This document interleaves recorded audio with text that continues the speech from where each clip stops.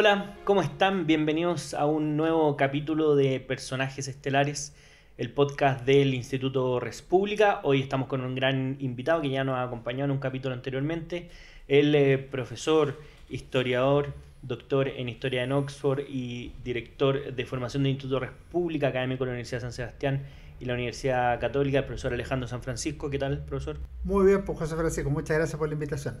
Qué bien. Bueno, hoy nos convoca José Manuel Balmaceda, que nació en Bucalemu, en la región de O'Higgins actual, el 19 de julio de 1840, en el seno de una de las familias más acaudaladas de Chile. En 1849 ingresó al internado del Colegio de los Sagrados Corazones de Santiago y posteriormente cursó varios años de teología en el Seminario Conciliar de la misma ciudad. Promovió desde la prensa y la política la causa liberal, lo que le llevó a ser diputado por 5 periodos entre 1864 y 1885 y senador de la República desde 1885 al año siguiente, en 1886, en el que fue electo y asumió como presidente de la República. Durante su gobierno se produjo el enfrentamiento, esto a resumidas cuentas, entre el Poder Ejecutivo y el Congreso, conocido como la Guerra Civil de 1891, y tras la derrota militar de las fuerzas del Ejecutivo se asiló en la legación argentina en Santiago y se suicidó el 19 de septiembre de 1891, día siguiente de la conclusión de su mandato presidencial. Profesor, ¿en qué etapa de la vida de Balmaceda surgen con fuerza esta idea o este ideario de convicciones liberales que lo hacen formar, por ejemplo, parte del Club de la Reforma y después también en el Partido Liberal? Como tú explicaste, José Francisco, él tuvo una primera etapa de formación religiosa, incluso se dice que habría pensado ser seminarista, pero en los años 60 él ya tiene una decisión de avanzar a una posición más de carácter liberal, y en los 70 eso es bastante visible. En la primera etapa está vinculado al Partido Nacional o a Montt, que es una facción del liberalismo después de la crisis del gobierno de Manuel Montt, y ahí troca, como dice su biógrafo y ministro Bañado Espinosa, desde creer en Santo Tomás de Aquino pasa a creer en Voltaire y Rousseau. Y ese es un cambio que se da básicamente entre los años 50 y 60, que se está dando un cambio general en Chile, de una secularización progresiva de la sociedad por distintas razones, porque la enseñanza y práctica de la fe es más rutinaria, por el clericalismo y fe que aleja a muchos de la iglesia, por el epicureísmo y fe de personas que viven de una determinada manera y dicen entonces no puedo estar en la iglesia, y por la influencia extranjera, sea porque chilenos viajan afuera y se convencen de las ideas que hay, por ejemplo, en Francia, o por extranjeros que se instalan en Chile y que empiezan a influir de manera gravitante en la línea liberal. Y todo eso lleva a la evolución del pensamiento de José Manuel Balmaceda. Y ahí, si uno hace una especie de radiografía en el pensamiento de Balmaceda o en el pensamiento de esa época, ¿en qué están los clivajes políticos desde el punto de vista conservador versus liberal? ¿En qué cosa, como si uno lo pone en términos de hoy día, como en políticas públicas, en qué cosa implicaba ser liberal en ese tiempo? A mí me parece que hay dos clivajes que son sustantivos. Uno es el tema de la autoridad presidencial, el autoritarismo que es propio de la Constitución del 33 en su origen, 1833, en la época del general Joaquín Prieto y de Diego Portales, es lo que está asociado a los estanqueros, a los conservadores, a los pelucones. El antiautoritarismo está asociado a los liberales. En tiempos de Manuel Montt, ese clivaje sigue existiendo, pero se distancian del autoritarismo presidencial los conservadores ultramontanos, los católicos, en tanto los nacionales o montvaristas siguen afiliados al presidente Manuel Montt y a su ministro Antonio Vara. Los liberales, por supuesto, están en una posición contraria a la autoridad presidencial excesiva. Y eso es lo que marca la evolución desde el presidencialismo hacia el parlamentarismo entre los años 60 y 90. El segundo gran clivaje es de carácter religioso y tiene que ver con la adhesión o fidelidad a Roma o a la Iglesia Católica. Y ahí se produce una reversión. Ahí los que están en la posición católica son los conservadores o conservadores ultramontanos. de manera que ahí se invierte la posición de conservadores y nacionales, y los nacionales ahí están más cerca de los liberales, y los conservadores se quedan solos. Y por eso en la última etapa del siglo el liberalismo en general es una sola familia, aunque tenga distintas denominaciones. Ojo que entre 1860 y 1890 es tan pronunciado, tan acentuado este doble proceso, que a la larga los conservadores quedan solo en su posición llamada clerical o católica, y en el caso del parlamentarismo hay casi unanimidad en el sentido que el régimen de gobierno chileno es de carácter parlamentario, establecido así por algunas reformas constitucionales y sobre todo por las prácticas políticas y parlamentarias en Chile. Y volviendo a Balmaceda mismo, él fue enviado como ministro plenipotenciario a Argentina para negociar la neutralidad de Argentina respecto a la guerra del Pacífico. ¿Tiene alguna huella duradera en la vida política de Balmaceda esa experiencia? Sí, esa experiencia fue una experiencia exitosa de Balmaceda. El objetivo, obviamente, era que Argentina no ingresara a la guerra, a luchar, porque sería contra Chile. Eso por un lado, o sea, es un logro, es un upgrade en su carrera profesional. Pero lo segundo es que él hace grandes amigos en Argentina, y eso es lo que lo lleva, por ejemplo, en algo que leíste tú en la biografía de Balmaceda, a que cuando pierde la guerra civil, el 28-29 de agosto de 1891, él decidió ir a la legación de Argentina en Chile. Y una de sus últimas cartas está dirigida a amigos argentinos, precisamente amigos trasandinos, es decir, tuvo una buena relación, no solo desde el punto de vista de los logros políticos, sino también de afectos personales, tanto que podríamos decir que murió en territorio argentino, en la legación de Argentina en Chile. Y ahí otra cosa interesante en la vida política del Balmaceda es su época de parlamentario, que fue bastante profusa, más de casi 20 años prácticamente. ¿Cómo influyó su labor en el Congreso en la definición de sus ideas? Porque, claro, uno a veces ve la discusión parlamentaria y parece mucho más concreta que ideológica. Pero en esos momentos, ¿cómo se está dando esa discusión?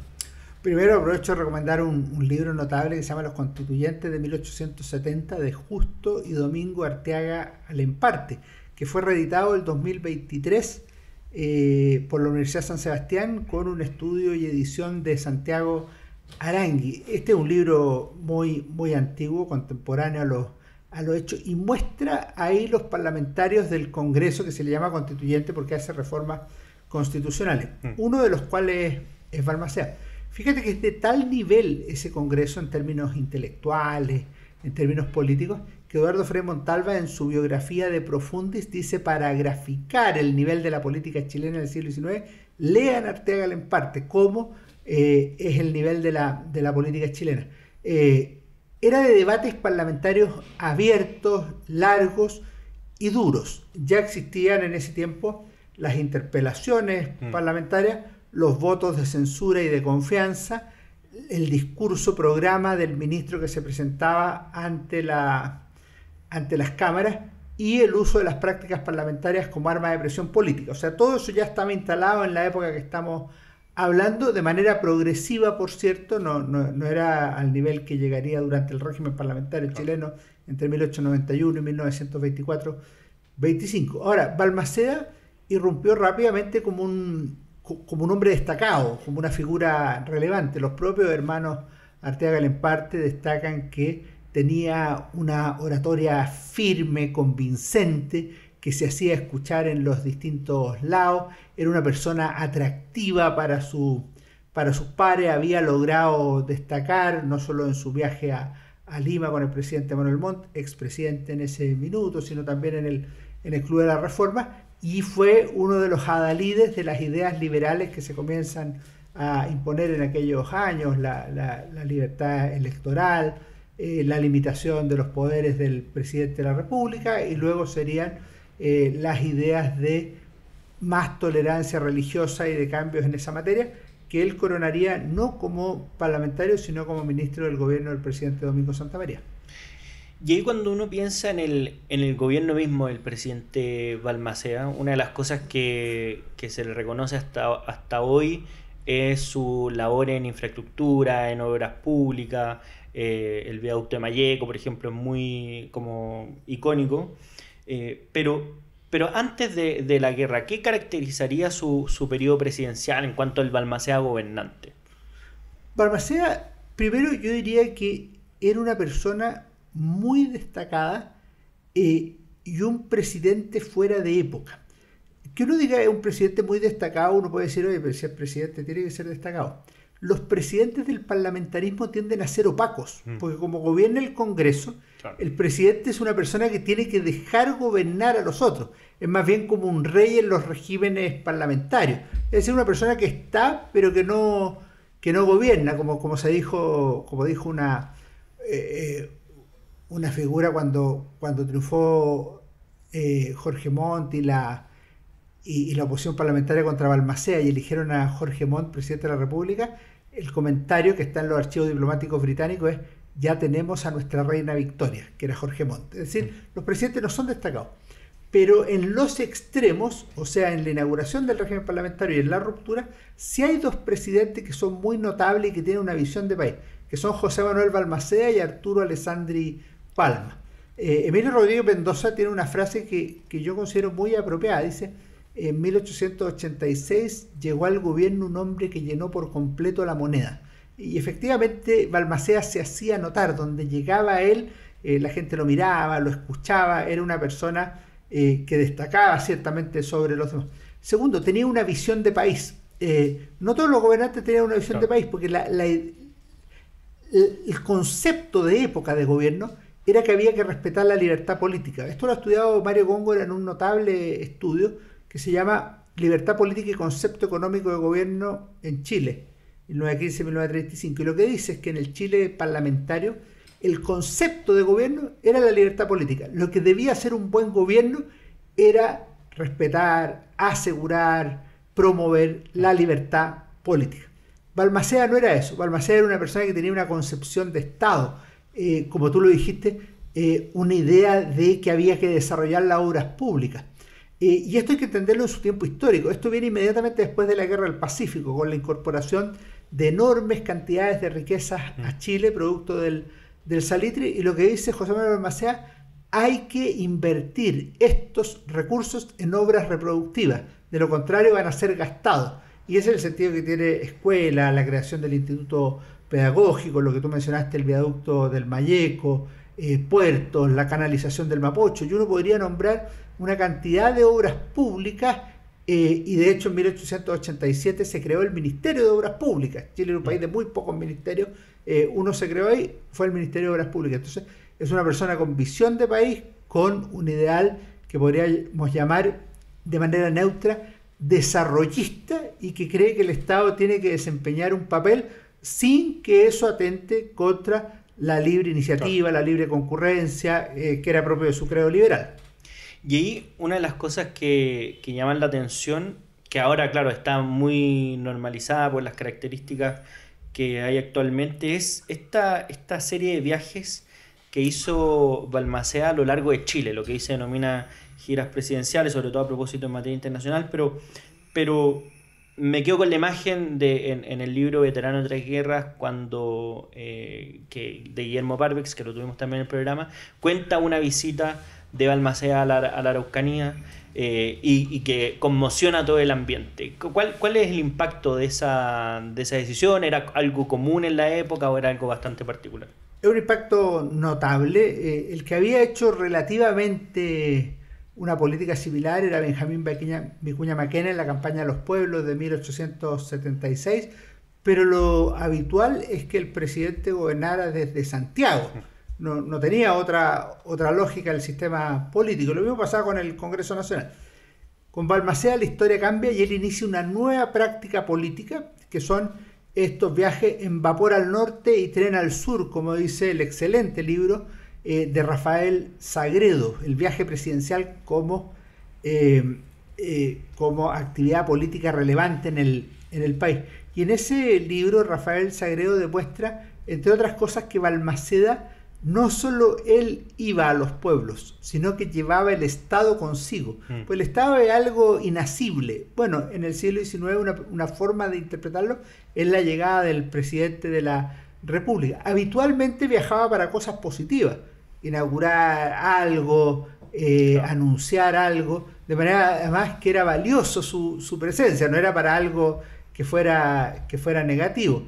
Esto podría significar que es un presidente en perpetua campaña, pero eso tiene una contrapartida, que es que empieza a generar suspicacia, así como el presidente que aspira a tener todo el poder, y las caricaturas y ciertos comentarios de prensa dan cuenta de esa animadversión hacia Balmaceda por esa razón, en torno a 1888, 1889, de hecho después de su viaje a Iquique, que terminó de manera muy compleja en términos políticos, se dice que aquí se inicia el duro y riguroso invierno de su quinquenio, así dice un periódico de la época. Ahora, en el caso práctico de los viajes, permíteme una cosa más. Durante la Guerra Civil, Balmaceda se esconde en La Moneda, o sea, no sale, salvo en abril cuando inaugura las sesiones del Congreso Constituyente. Y después salió entre las batallas de Concón y Placilla para animar a las huestes. Ya no era lo mismo, había perdido el encanto. Al campo de batalla va después de una derrota, no logra animar. Y lo segundo, una cosa bien notable y bien dramática. En 1889 murió el hijo de Balmaceda, Pedro Balmaceda Toro, amigo de Rubén Darío, ni más ni menos, del poeta nicaragüense. Y ahí Balmaceda estuvo 2 meses en La Moneda, no se movió. Yo lo que deduzco por las descripciones de época es que tenía depresión, pero obviamente la depresión no existía como enfermedad en ese minuto. Pero claro, ahí tampoco sale, son casos excepcionales. Y otra cosa que legó Balmaceda es este manifiesto a la nación del 1 de enero de 1891. ¿Cuál es la idea de este documento y por qué decide plasmarlo en escrito Balmaceda? Primero porque en 1890 hubo una continua y creciente disputa entre el presidente Balmaceda y la mayoría del Congreso. Fue tan grande que Balmaceda ese año tuvo 4 gabinetes, 5 si consideramos que hay uno que viene del año 89, pero nombró 4 gabinetes, de los cuales 3 eran de carácter netamente presidencial, es decir, no contaban con la anuencia del Congreso. Los 3 tenían integración militar, con el general José Velázquez como ministro de Guerra. Un periódico dijo: hace sonar el sable en La Moneda. Y esto es muy notable porque se ve que no hay posibilidad de acuerdo entre el presidente y el Congreso. Cuando asume el Ministerio de Enero, ocurrió eso, hace sonar el sable, el Ministerio Ibáñez. En mayo, el 30 de mayo, asumió el Ministerio Sanfuentes. Fue censurado por las 2 cámaras. Balmaceda lo mantuvo en sus puestos. Al mantenerlo en sus puestos, el Congreso no aprobó la ley que autorizaba el cobro de contribuciones, con lo cual en Chile no se pagaban impuestos. Obviamente se tuvo que llegar a una mediación y finalmente a un cambio de gabinete en agosto. Y luego, cuando se cerraron las sesiones del Congreso ordinarias, no llamó a sesiones extraordinarias y nombró un gabinete presidencial liderado por Claudio Vicuña, que se llama el gabinete Vicuña-Godoy, también presidencial y con integración militar. ¿Qué es lo que había en ese año? Yo creo que 2 características principales resumen todo. Primero, una gran polarización política, una gran radicalización de la política, y en segundo lugar, una politización del ejército y militarización de la política. Y esos 2 elementos son los que van conduciendo a la guerra civil, a este enfrentamiento duro, progresivo, entre el presidente de la República y el Congreso Nacional. Ahora, ¿por qué hace ese documento Balmaceda? Primero porque el 1 de enero Chile se quedaba sin ley de presupuesto y sin ley que fijaba las fuerzas de mar y tierra, que son 2 leyes que requerían autorización anual. Entonces él se propone explicar al país cuál es la situación que vive y qué ha decidido él. Y plantea 2 cosas bien notables. Una dice, ¿gobierno representativo o gobierno parlamentario? Ese es el dilema. O sea, plantea esto como una discusión de metafísica constitucional, de cuál es la forma que tiene que tener el régimen constitucional. Y dice, opto por el gobierno representativo que ordena la Constitución. Y la segunda dicotomía o planteamiento que hace es las Fuerzas Armadas son esencialmente obedientes y no pueden deliberar. Saben que soy su jefe constitucional. Entonces manifiesta estar convencido que no se van a sublevar.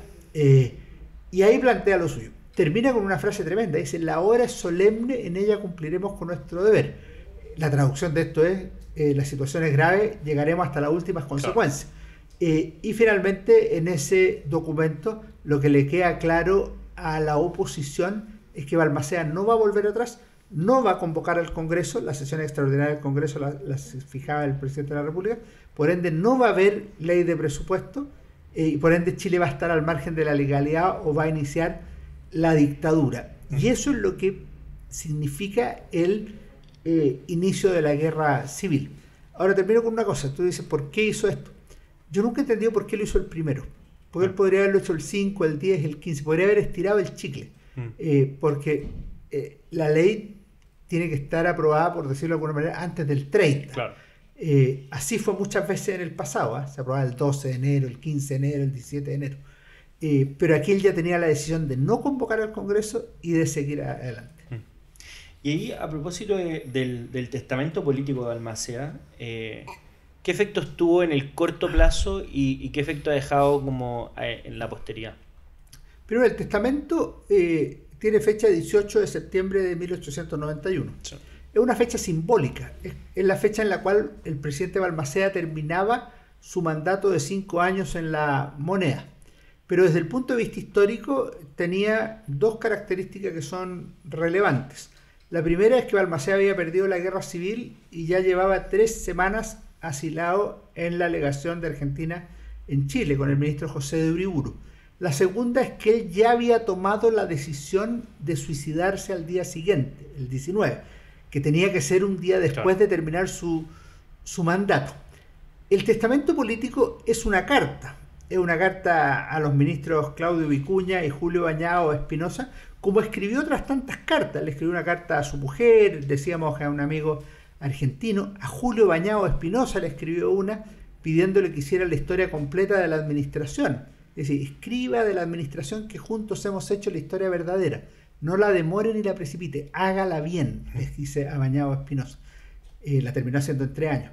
Ahora, en el testamento político, ¿qué hace José Manuel Balmaceda? Básicamente 2 o 3 cosas. La primera es fijar las causas de la guerra civil. 2, explicar por qué actuó como lo hizo. Entonces él dice que la guerra o la situación que se presentó es tal y yo debí ejercer las funciones que me había comprometido como jefe de Estado, constitucional y todo lo demás. Lo tercero es que en la última parte llama a sus partidarios a volver pronto a la actividad política, que es muy interesante. Y paralelamente, obviamente, insinúa que él no va a estar para eso. Y finalmente dice, el régimen parlamentario ha triunfado en los campos de batalla, pero esta victoria no prevalecerá. Y termina como una frase que ha sido rescatada en otros momentos de la historia, que es dedicada a mi patria, a la que he amado sobre todas las cosas de la vida. En su primer momento la figura de Balmaceda fue denostada. O sea, si tú lees la prensa los días siguientes, no había prensa balmaceísta, toda la prensa era de los parlamentaristas victoriosos. Hay un diario que dice, desgraciado, más le valiera no haber nacido, el diario chileno, diario católico. Y así otra prensa. Solo a los 2 o 3 años empieza la reivindicación histórica de la figura de Balmaceda. A los 2 años, 1 o 2 años, ya hay prensa balmacedista en Santiago y en provincia. A los 2 años, en diciembre, se forma el Partido Liberal Democrático, el 93. El 94, en marzo, participa en las elecciones parlamentarias y se constituye como la segunda fuerza política del país. Ese 94 vuelven algunos de los exiliados y el 96 pasan 2 cosas. Por un lado, se publica Balmaceda, su gobierno y la revolución del 91, perdón, es del 94, Balmaceda, su gobierno y la revolución del 91, el libro de Bañado Espinosa. El 96 lo que ocurre es el funeral público de Balmaceda, lo que se conoce como la apoteosis, y ahí se publica nuevamente el testamento político y es una verdadera reivindicación política e histórica del presidente José Manuel Balmaceda. Y sigue teniendo como relevancia política lo que se conoce como la tragedia política del presidente Balmaceda, esta idea. Yo creo que tiene relevancia y deja una enseñanza, porque el presidente Balmaceda primero fue un hombre notable, eso yo creo que es un hecho. Dos, fue un hombre que perdió la mayoría parlamentaria, eso segundo también es un hecho, no es una opinión. Y tú tienes que ponerte en el caso de un gobernante, Balmaceda, Alessandri,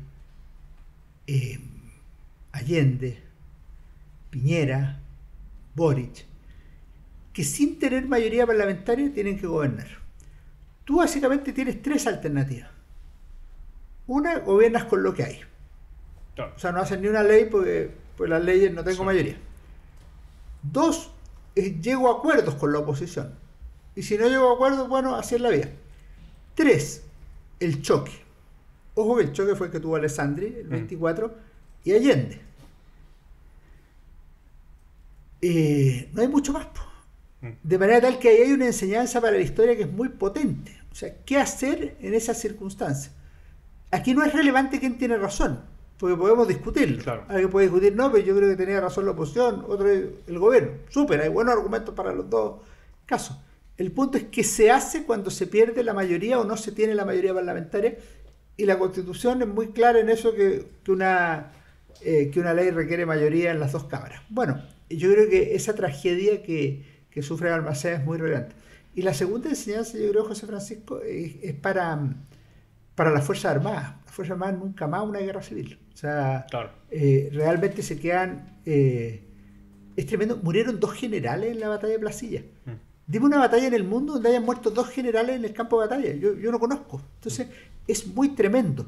Y en ese sentido, los militares, antes de ir a una guerra civil, van a gastar varias otras alternativas.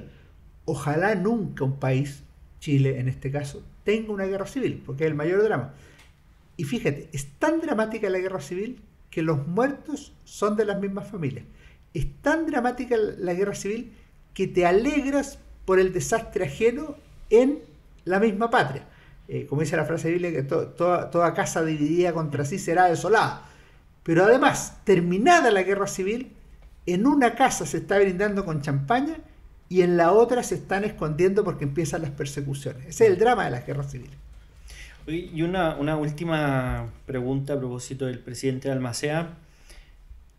¿Termina siendo una de las figuras más polémicas de la historia nacional? ¿Es polémica la característica principal de Balmaceda? ¿Sigue siendo una figura que divida o más bien ya quedó consagrado en la historia? Yo creo que se puede decir que hoy día todos somos balmacedistas. Es súper raro encontrar antibalmacedistas hoy. Los hay, pero muy pocos. Pero piensa tú que tardíamente Arturo Alessandri se hace balmacedista. Él había escrito un libro que se llamaba La Revolución de 1891, mi actuación de su anti-balmacedismo. Termina siendo balmacedista. ¿Quién fue balmacedista? El gran enemigo de Ibáñez, de Alessandri, Carlos Ibáñez del Campo, balmacedista. De hecho, le entregan recuerdos de Balmaceda a Ibáñez, el propio hijo de Balmaceda. Allende era balmacedista. Jarpa y Hermógenes Pérez de Arce son balmacedistas. Entonces, al final es de una transversalidad. Neruda es balmacedista, tiene un poema que se llama Balmaceda de Chile, muy, muy notable en el Canto General de 1950. O sea, hay ahí un balmacedismo transversal que yo creo que tiene que ver algo con esta muerte heroica, que en alguna medida lo rescata Rubén Darío en sus memorias. Y yo creo que tiene que ver también con esa visión de país, que yo creo que hoy día es más afín a nuestra mentalidad que la que tenía la oposición parlamentaria en esos minutos. Pero yo creo que hay mucho por conocer en Balmaceda todavía y que hay que desideologizarlo o despartidizarlo. Bueno, y además que la idea que él tenía y que lo llevó a la guerra civil terminó triunfando con lo largo de los años. Se puso parlamentarismo, pero después claro. Bien larga. Ahora, la frase tiene una pillería, porque dice, el régimen parlamentario triunfó en los campos de batalla, pero esta victoria no prevalecerá. es que así es la historia, pues, si las Claro. cosas no prevalecen en la historia, duran un tiempo, no son eternas. Claro. Bien, pues Alejandro San Francisco, interesante conversación sobre José Manuel Balmaceda. Tenemos una recomendación de libro a propósito de este personaje y sus Tenemos dos circunstancias cosas. históricas. Primero voy a hacer la recomendación del libro. La recomendación del libro, sin duda alguna, Julio Bañado Espinosa, Balmaceda, su gobierno y la revolución de 1891, 2 tomos, París, Garnier Hermanos, 1894, 1500 páginas. Los 2 tomos. Ánimo. Para que no se asusten. Son los 2 tomos, 1500 páginas. Lo segundo, obviamente... Que hay una reedición de ese hay una Partido reedición Bicentenario, sí. agotada. Así que vamos a ver si lo hacemos. Estaría bueno. Y lo segundo, no es una recomendación, es compartirle un libro que hice yo, que se llama La Guerra Civil de 1891 y que tiene 2 tomos. El tomo 1 es la irrupción política de los militares, el tomo 2 es Chile, un país, 2 ejércitos, miles de muertos. Ya lleva 6 ediciones. Yo habitualmente publico libros que no tienen muchas ediciones, más bien una. Pero este libro ha tenido muy buena salida, muy buena distribución, muy buena crítica también en revistas internacionales. Entonces pienso que a alguno le puede interesar para conocer un poco más, no solo al personaje José Manuel Balmaceda, sino ese drama humano que fue la Guerra Civil de 1891 en Chile. Tal cual. Bueno, muchas gracias por las recomendaciones, profesor. Y a ustedes muchas gracias como siempre por acompañarnos, por su sintonía, y ya nos encontramos nuevamente en otro capítulo de Personajes Estelares.